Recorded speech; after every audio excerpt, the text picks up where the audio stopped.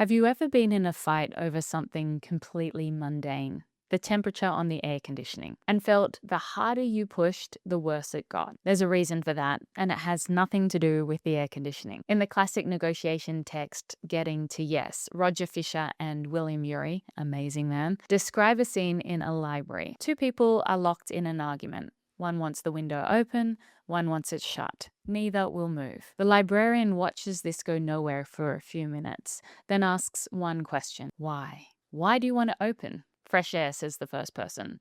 Why do you want it shut?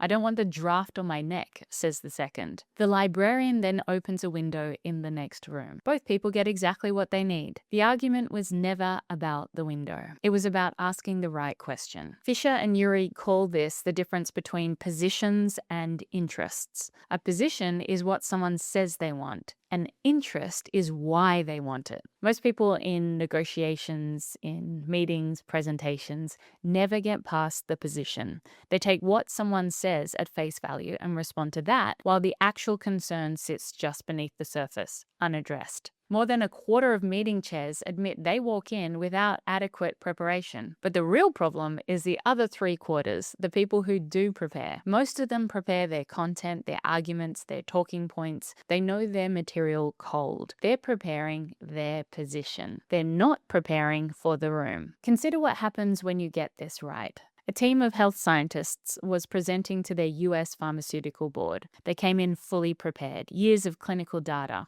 a detailed case for their strategy. They walked the board through it with complete confidence, and the board wasn't interested. Not because the science was wrong, because the board wasn't thinking about science. They were thinking about revenue, an unspoken interest the health scientists had never asked about. In fact, they blatantly ignored it. We started working together and asked the right questions. What was the board's greatest concern? How could they address it up front? How could they link their request to the board getting what they wanted? Once they understood that, the scientists reframed the entire presentation. They showed that pricing the medication too high would suppress demand and reduce total revenue. A lower price point would generate substantially more. Same product, same data, different preparation. The board listened and agreed. The model I use for this has 3 parts, but the first part and the biggest part is the spoken problems. What does your audience complain about? What do they say out loud? What are they asking about? What are they trying to solve? Looking at what their problems are is the first, best, and biggest thing that you can do, and they're findable. You can ask, you can research, you can notice what comes up every time this topic is raised.